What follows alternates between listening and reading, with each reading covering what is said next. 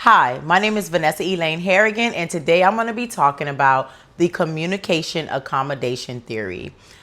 I chose this personally because I've noticed in certain instances that I would change the way I speak, the way I position myself in conversations, and the way I show up in certain rooms based off of this theory.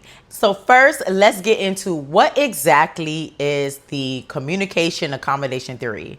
Exactly what it sounds like. Let me just break it down clear as day. The communication accommodation theory is when you change your speech, your tone, or even your body language, depending on what room that you're in, or depending on what type of people you're in front of, depending on what audience you're in front of, that's how you choose to show up.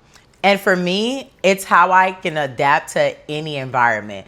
For me, I believe that this is a great way to be adaptable, to know how to be in any environment, and you won't stick out like a sore thumb. You'll actually fit in. You know how to be engaging, because that's one thing I know how to do is adapt to whatever environment that I am in. And I'm going to say this, in certain environments, I do like tense up, or I try to stay quiet, where when I'm with people that look like me, I'm not as quiet because I feel safer. But in other environments where I have to show up, I do show up in a more professional way, and always having those stereotypes in the back of my mind and trying to beat the narrative, because it's all based on perception and how people perceive me. And so that's why this communication accommodation theory, I want to adapt to whatever environment that I'm in and kind of be able to engage with every audience.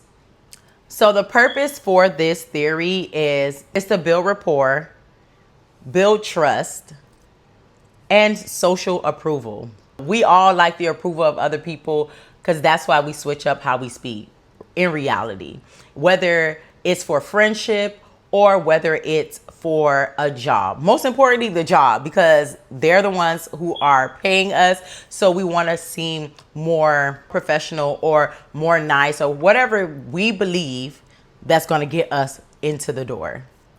Like, for instance, I notice on social media, I do show up differently. I speak differently. I speak in a more precise way, and I'm clear in what I'm saying. Versus when I'm speaking with my friends, my speech is all over the place, and my tone is a bit more, loud and more friendly. And versus on social media, I slow down my speech because I want everyone to hear me. When I'm with my friends, we're from the same area, so we tend to speak a lot faster. I notice people where I'm from speak a lot faster, not using much slang at all.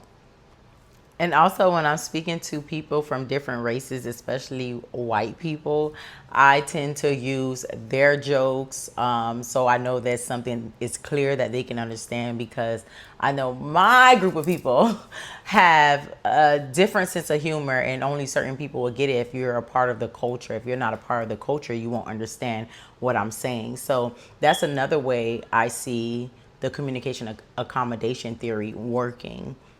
And I notice when people are using the communication accommodation theory on me, when I go to the doctor, they're not speaking how they would speak to other doctors, their colleagues, someone who will probably understand those big words.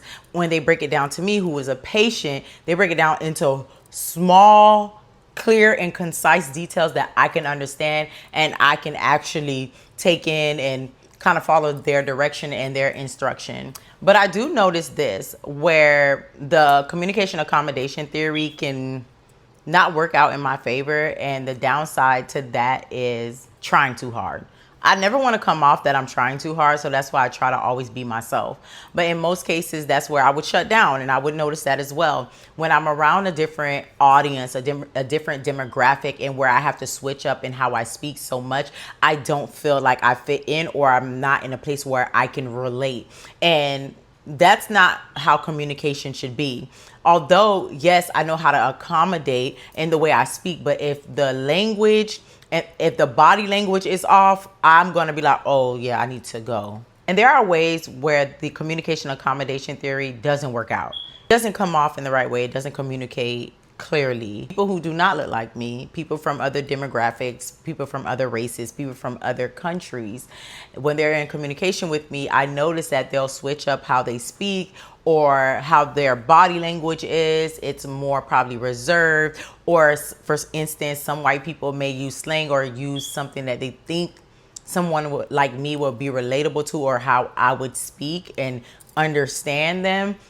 And in reality, that's not even how I speak, and it's not digestible to me. It comes off awkward because they're trying too hard, and that is where the communication accommodation theory doesn't work well. When you try to fit in or try to accommodate so much where it doesn't come off as genuine, and it comes off that and it doesn't come off genuine, but it comes off disingenuine, and it comes off offensive. Because we all know when people are trying to put on a front, especially being a black woman in America, when people are trying to do too much, and especially when you're around white women, like they'll say little things like, yeah, girl, and it's just like, you don't have that issue. Why are you trying to relate to me in that way? And it just comes off like you doing too much. So I can see how the communication accommodation theory can have negative side effects, can work out, I can see how the communication theory, I can also see how the communication accommodation theory can have its negative effects and also positive effects. But you just have to know how to communicate and just always remain yourself. And that's what I've learned, to always remain myself and never try too hard or try to over accommodate in conversation and when communicating with different audiences and in different environments as well. And what that boils down to is how we would like to be perceived by others. And perception is not something that happens right away, but it's a process. How people interpret what you say, maybe they'll look at how you're dressed or how you're presenting yourself, how your body language is. All of that are factors in how people perceive you. And how we speak, how we accommodate others in those environments, when we have an audience in front of us, when we're speaking, plays a major role in how we want to be perceived. Because when we try to accommodate other people while in communication with them, we're trying to control how they perceive us.